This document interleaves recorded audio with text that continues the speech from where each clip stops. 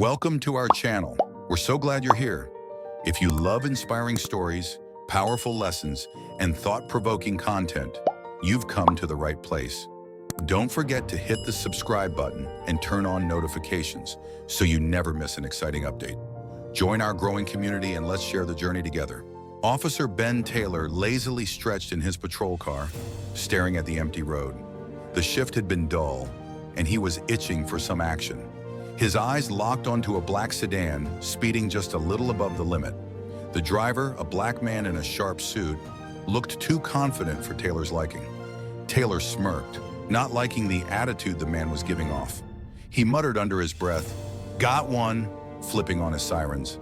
The black sedan immediately pulled over. The driver didn't appear nervous, which only added to Taylor's irritation. Taylor strode over to the car, knocking on the window. "License and registration," he ordered.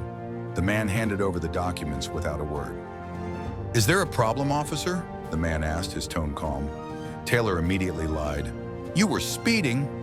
"I was doing 35 in a 40 zone," the driver replied, raising an eyebrow. Taylor's face tightened. He didn't like being challenged. The driver's calm demeanor only irritated him further. "Step out of the vehicle," Taylor snapped, his tone turning sharp. The driver hesitated but didn't argue. "On what grounds?" the driver asked calmly. Taylor's temper flared. "Don't make me use force," he sneered, reaching for his handcuffs. The man reluctantly stepped out of the car, placing his hands on the hood as instructed. "You're making a mistake," he said quietly. Taylor chuckled. "I decide what's a mistake and what's not," he sneered, spinning the man around and roughly snapping the cuffs on him. As Taylor looked at the man, a strange unease settled in his gut. There was no fear in the man's gaze, only quiet assessment. "You'll regret this," the man said calmly. Taylor just laughed and shoved him toward the patrol car. He had no idea just how prophetic those words would turn out to be. Taylor led the man down the hallway of the precinct with satisfaction. He loved this moment, the instant when someone realized they were in real trouble. "Take a seat, buddy," Taylor said mockingly, shoving the man into a hard chair in the interrogation room. The man, Derek Williams, sat up straight, crossing his arms.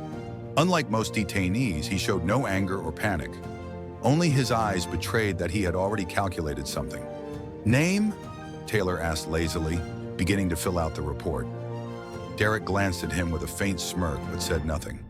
The name sounded familiar to Taylor, but he didn't give it much thought. "You act like you're someone special, huh?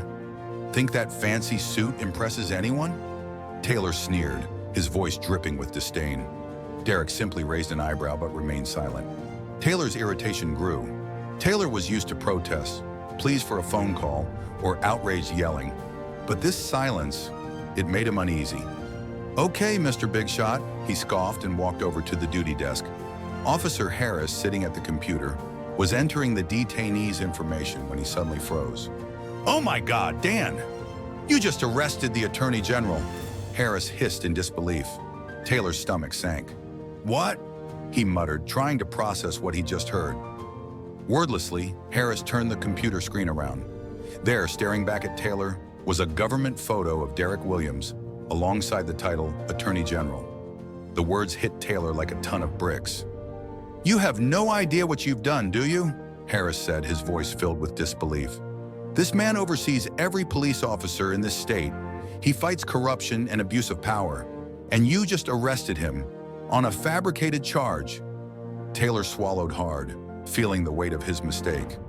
"Maybe he won't make a big deal out of it," he muttered, trying to calm himself.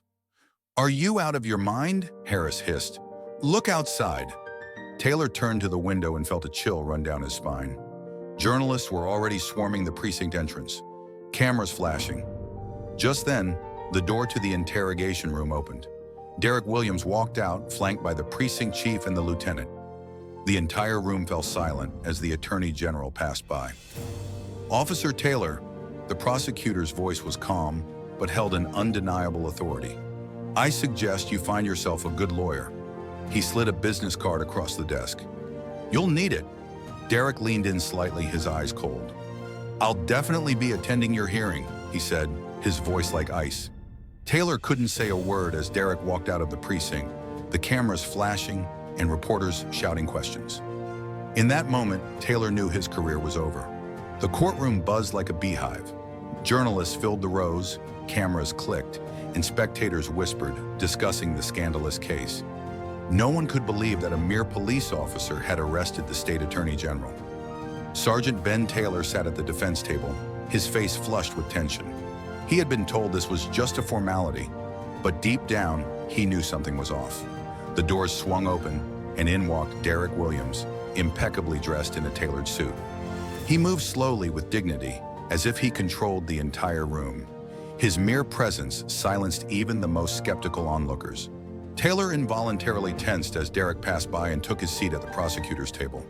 Their eyes met, and Taylor could see no anger in Derek's gaze, only cold calculation. "Court is now in session," the judge announced as he entered the room. "We are here today for the case of the unlawful arrest of Derek Williams by Officer Ben Taylor." Taylor swallowed hard, his nerves on edge. He could feel the eyes of the entire courtroom on him. The first piece of evidence presented was the arrest video. The court screen lit up, showing Taylor demanding that Derek exit the vehicle without cause and then handcuffing him. The journalists in the room murmured in disbelief. The audience gasped, and some even shook their heads in disbelief. "Officer Taylor," Derek's voice rang out, clear and unwavering. "You claimed I resisted arrest. Do you see any resistance in this footage?" Taylor's throat went dry. He opened his mouth but couldn't find the words. "Well, not exactly," he muttered, his face flushing with embarrassment. "You fabricated the charges," Derek continued, his gaze unwavering. "I was just doing my job," Taylor blurted out, immediately realizing his mistake. The judge slammed his gavel. "Order in the court," he barked. "Officer Taylor, you claimed I resisted arrest, yet this footage proves otherwise. The charges against Mr. Williams are completely false." Derek turned to Taylor, his voice steady. "The truth is, Sergeant, you are a product of a system that has shielded police misconduct for years. Today, this courtroom isn't just deciding your fate, it's deciding the fate of many who have suffered from injustice." Taylor clenched his fists, but he remained silent. An hour later, the judge delivered the ruling. "Officer Taylor, you are hereby suspended from duty, and a criminal case for abuse of power is being opened against you." Taylor felt the ground beneath him disappear. He had lost. Derek stood up without a glance at him and walked out of the courtroom. 2 weeks later, Sergeant Ben Taylor sat in his smoke-filled apartment, staring blankly at the TV. The news anchor's voice echoed through the room. "Police scandal, racist arrest of the state attorney general." Taylor's face appeared next to Derek Williams. "This is it," Taylor muttered, reaching for a bottle of whiskey. He had thought the system would protect him, but once the case went public, everyone turned away. The next day, his badge no longer worked at the station.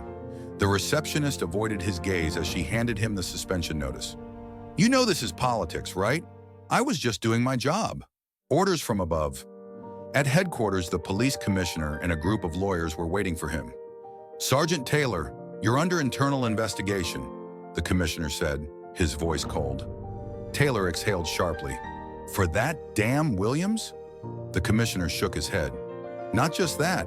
We reviewed your past cases, complaints, violations, and video evidence. You've drawn too much attention, Taylor.